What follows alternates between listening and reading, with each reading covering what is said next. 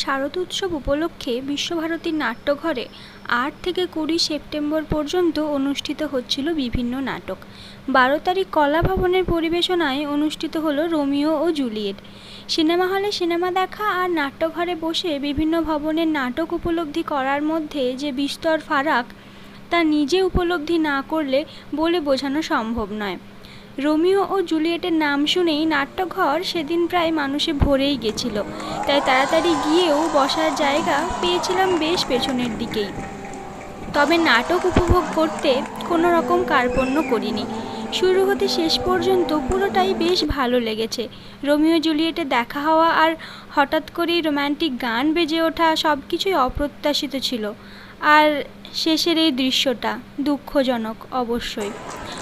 কখনো আপনাদের একবার সময় হলে বিশ্বভারতীর নাট্যঘরে নাটক দেখতে আসবেন, আশা করি নিরাশ হবেন না।